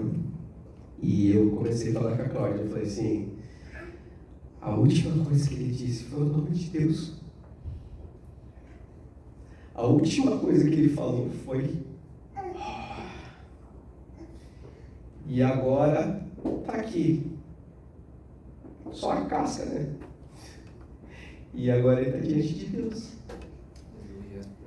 E naquele momento que Jesus, eu falo que ele passa a fase do maior desafio que ele teve, é a hora que, na oração do Getsemane, ele falou assim, Pai, glorifica o teu filho, para que teu filho glorifique a ti.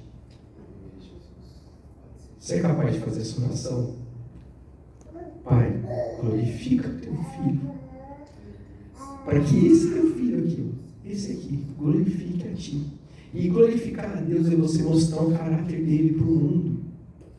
É você estar lá fora e vivendo, e as pessoas olhar para você e falar assim, eu vejo Cristo em você. Será que você é capaz de fazer essa oração? Curte sua cabeça, vamos orar.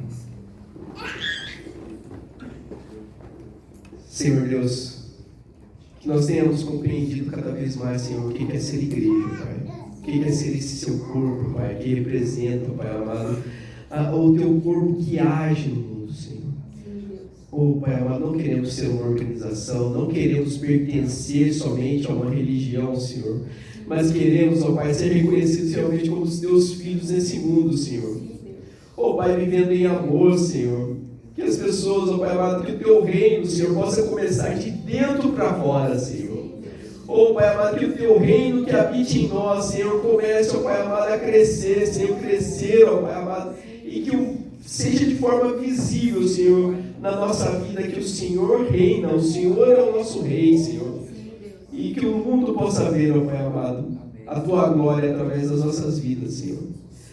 Pai amado, que nós possamos sim, Senhor, aprender a ser traídos, Senhor. Pai amado, não queremos ser honrados, ó Deus. Muitas vezes estamos atrás de honra, mas quando lemos aqui, Senhor, e tudo isso é vaidade, ó Pai. Nós queremos, ó Pai amado, aprender, ó Pai, como o Senhor, Deus nos ensinou a ser traídos, Senhor, e não mudar, Senhor. Pai amado, que possamos ser traídos sim e não ter alteração em nós, ó Deus amado, que o teu caráter continue em nós, ó Deus. A perseverança, Senhor, que é a força que o teu Espírito Santo traz sobre a nossa vida, Senhor, não desistamos, Senhor, senão sejamos sempre perseverantes, ó Deus. Em nome de Jesus, ó Pai, te agradeço por essa noite que estou reunido aqui com meus irmãos, ó Deus. Pai amado, que nós como corpo de Cristo sabemos que dependemos uns dos outros, precisamos uns dos outros, ó Deus, e nos fortalecendo uns aos outros em amor, ó Pai. Pai amado, que possamos seguir, ó Pai amado, para o alvo, Senhor, o prêmio da soberana vocação, Senhor. Muito obrigado por essa noite, ó Deus. Pai amado, glorifica teu Filho, Senhor, Pai, que teu Filho glorifica a Ti, Senhor. Em nome de Jesus. Amém. Amém. Deus abençoe. Fui rápido, né? Estou melhorando, né? Sendo sucinto, sem sair do tema. Hoje eu consegui usar quase minha folha inteira. Normalmente eu escrevo e fico nas 3 primeiras frases só. Mas amém. Deus abençoe. Amém? Eu sim.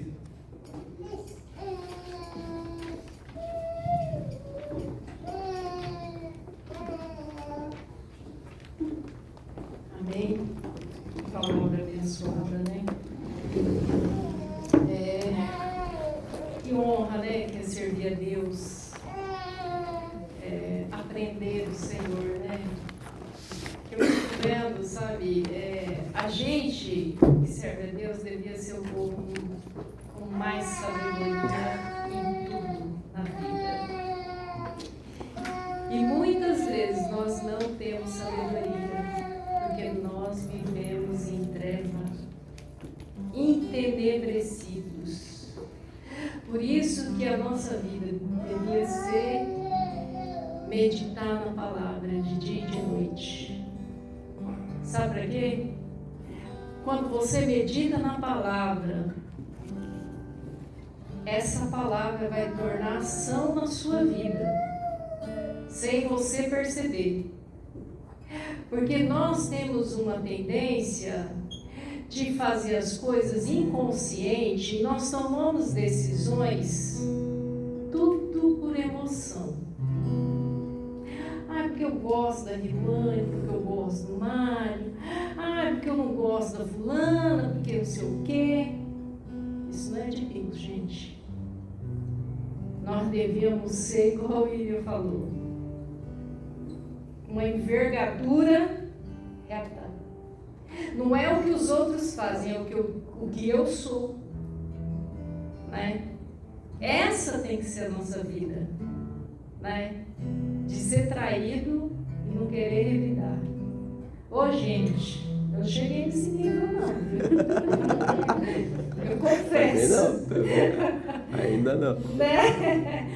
Mas a gente caminha para isso.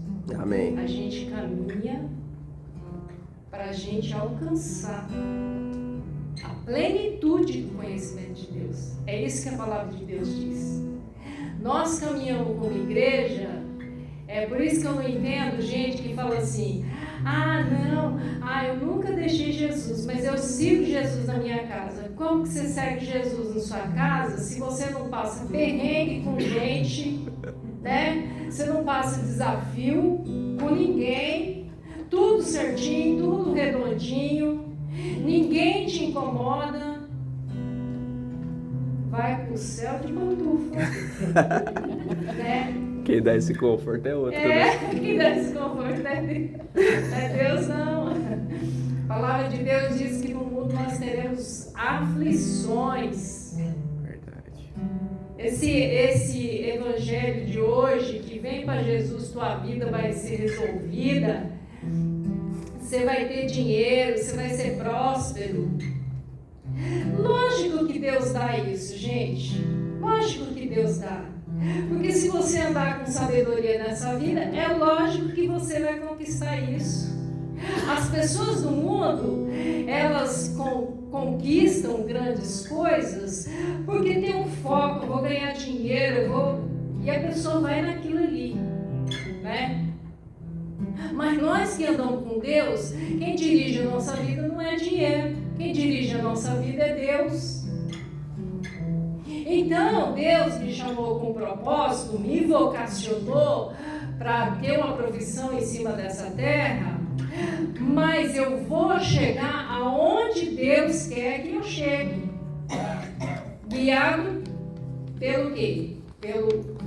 Pela vontade do Senhor sobre a minha vida. Porque é isso que torna um homem pleno de conhecimento. Que o apóstolo Paulo, ele fala assim, eu sei passar fome, eu sei ser abatido, eu sei ter alegria, eu sei todas as coisas, porque eu posso todas as coisas naquele que me fortalece. Né? A gente saber passar por todas as coisas. Eu me lembro que eu passei por um tempo, eu e o Roberto, no restaurante, muita dificuldade, gente. Muita. A gente tinha dívida assim que eu falava para o Senhor, mas eu tinha uma convicção que Deus era comigo. Amém. Eu tinha uma convicção de que Deus não ia me deixar. Você sabe por quê? Porque quem anda com Deus tem que ter essa convicção que Deus é contigo. Deus não vai te deixar. É lógico que você tem que trabalhar direito, né? Você Você também não vai fazer tudo nas coxas, né?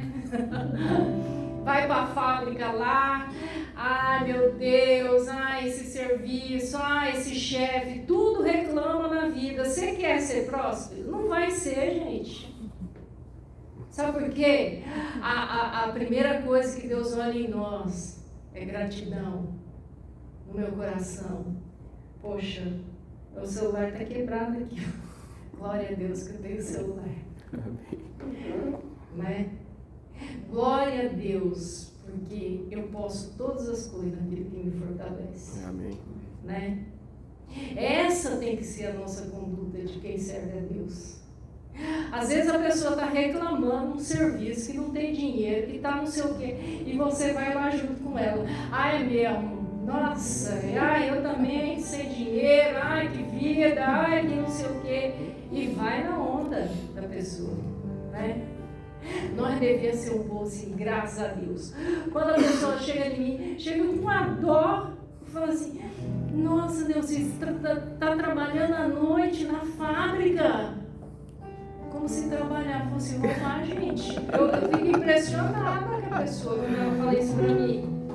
Graças a Deus, eu já falo logo assim, graças a Deus que eu estou trabalhando. Sabe por quê? Só trabalha quem tem saúde. Amém.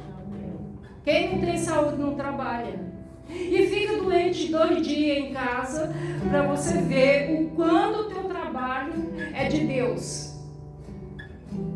É de Deus. Porque Jesus fala assim, meu pai trabalha até agora e eu também. Nós vamos chamar para trabalhar. No céu você não vai ficar ouvindo anjinho tocar, De nuvem em nuvem. na rede. De nuvem em nuvem. Os anjinhos tudo te servindo lá. No céu você vai ter trabalho também. Porque nós fomos chamados, não nesse trabalho que os homens te dominam e te oprimem, né? Tem trabalho aqui no Japão que é opressor, né? Mas nós vamos ter prazer naquilo que nós fazemos, né? O nosso coração, gente, tem que ser de gratidão por todas as coisas. Porque às vezes nós passamos por coisas que nós não entendemos. Mas Deus sabe de todas as coisas, porque a nossa vida está escrita.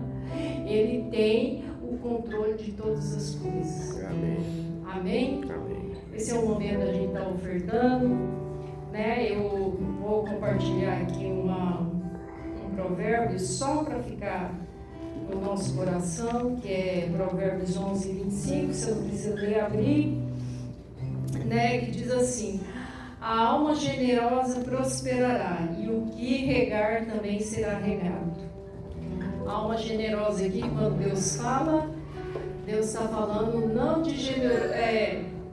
da generosidade de você abençoar para você ser abençoado, né? Mas na generosidade de ter um coração grato. Amém? Amém. Que a gente possa estar ofertando na casa do Senhor com esse coração de gratidão. Amém? Amém. Tudo em ti, Senhor. Tudo vem de ti, Senhor. E das tuas próprias mãos te damos. E das tuas próprias mãos te damos. Aleluia. Senhor, nós te agradecemos, meu Deus. Porque o Senhor tem sido tão bom para conosco, Deus. Ah, Senhor, quantos livramentos o Senhor nos dá que a gente não vê, meu Deus. Mas a tua mão, Senhor, está ali nos segurando, Pai. Senhor, quantas vezes, meu Deus, nós chegamos num ponto que a gente fala assim, eu não vou aguentar. Mas a tua mão, Senhor, nos sustenta. Quantas vezes, Senhor, nós estamos, Senhor, meu Deus, num lugar sem saída, meu Deus, e a Tua mão, Senhor, abre portas para nós, Pai. E às vezes a gente não tem esse olhar, meu Deus, de olhar, Senhor, meu Deus, e ser como aqueles leprosos que foram curados e um voltou para te agradecer, Pai. Ah, Deus, que o Senhor nos dê olhos generosos, meu Deus, para ver, Senhor, meu Deus, quanta bondade o Senhor tem derramado sobre nós, Pai, dia após dia, Senhor. Ah, Deus, que o Senhor nos encha, meu Deus, com as riquezas do céu, Pai, sobre as nossas vidas. Que nós sejamos abundantes, Senhor, em toda boa obra, Pai. Senhor, com um coração generoso, de ajudar, Senhor, de nos dispor, Senhor, de dispor de tempo, de dispor, Senhor, de todas as coisas, Pai. Senhor, em nome de Jesus, que nós sejamos como igreja, Senhor, aquilo que o Senhor falou na Tua palavra, unidade, Pai, que nós sejamos esse povo unido, Pai, de um coração só, Pai. Senhor, em nome de Jesus, abençoa os meus irmãos, abençoa cada família aqui, Pai. Senhor, que o Senhor encha e cubra-os, ó Deus, de Tuas bênçãos, Senhor, meu Deus, de riqueza, Senhor, espirituais, Pai. Senhor, em nome de Jesus, que a Tua boa mão, Senhor, nos conduza, Pai, para a glória e para o louvor do Teu nome, Pai. Em nome de Jesus. Amém, Senhor.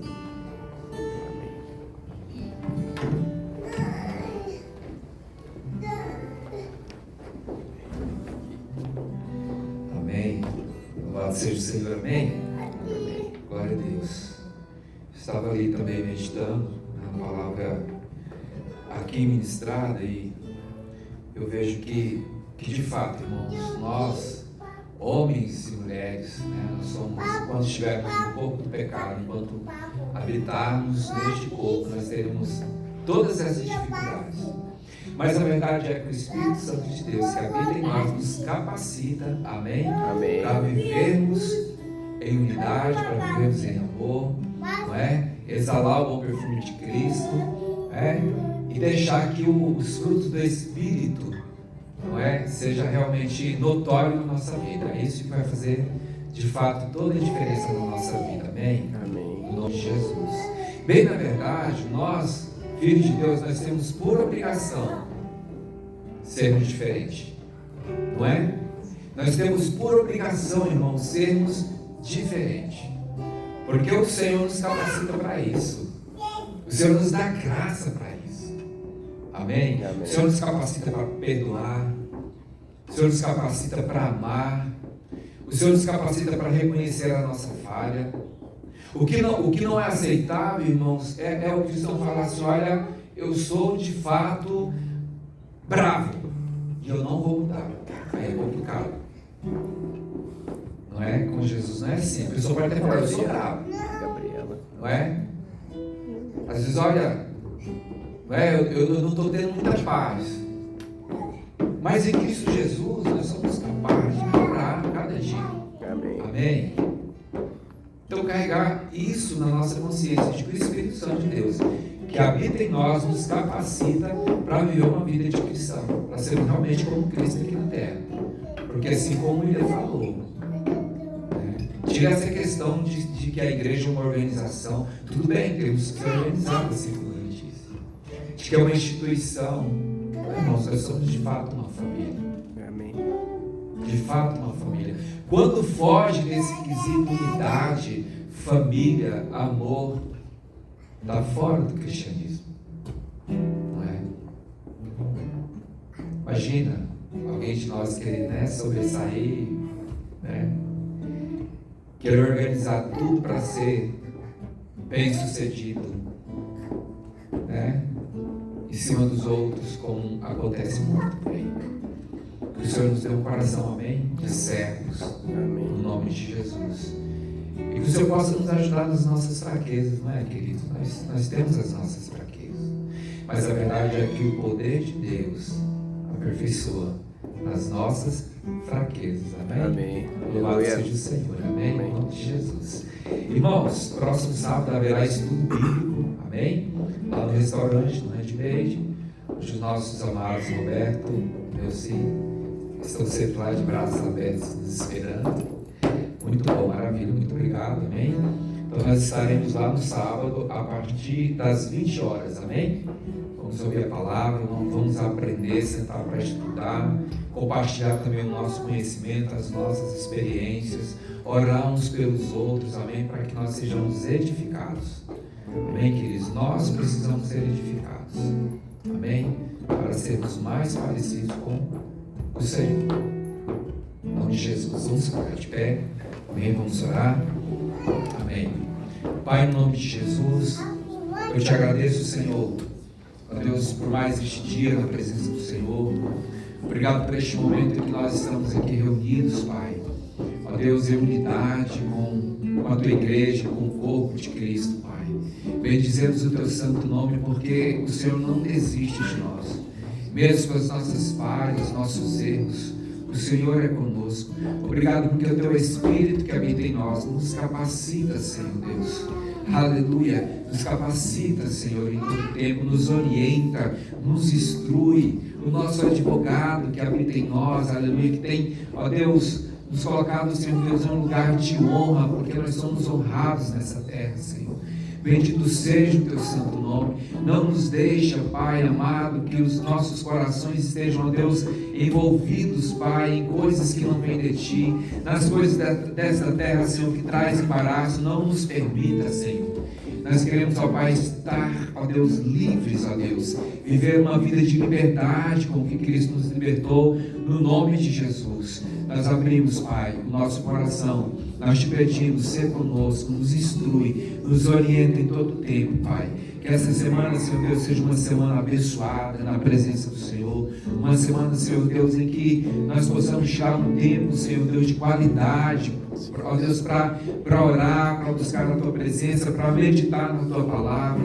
Um tempo de qualidade com o nosso irmão, para termos comunhão, Senhor, no nome de Jesus. Nos leva, Senhor, a um nível, Senhor Deus, de unidade que o Senhor tem para nós, para a nossa igreja, para a Tua igreja, para o ministério de proclamar. E queremos ver este nível de unidade, Senhor Deus, com os nossos irmãos e com o Senhor, em nome de Jesus. Dá-nos este coração disposto a amar o nosso próximo, Senhor. Ah, Pai, nos ensina, Senhor, mesmo nas nossas dificuldades. Eu sei que cada um de nós aqui temos as nossas dificuldades, mas nós sabemos que o Senhor nos capacita, Senhor, e o Senhor nos faz mais que vencedores. Aleluia. Nós queremos ver essa vida, Deus, de vitória na presença do Senhor, no nome de Jesus. Que o Senhor te abençoe e te guarde e faça resplandecer o seu rosto sobre ti e te dê graça em nome de Jesus. E que o Senhor revele a ti a sua face de amor e te dê paz. Aleluia. Que a graça do nosso Senhor Jesus Cristo, o amor do Pai e a comunhão do Espírito Santo estejam com toda a igreja do Senhor hoje e para sempre. Em nome de Jesus. Amém. Amém. Amém, queridos. Louvado seja o Senhor. Aleluia. Aleluia.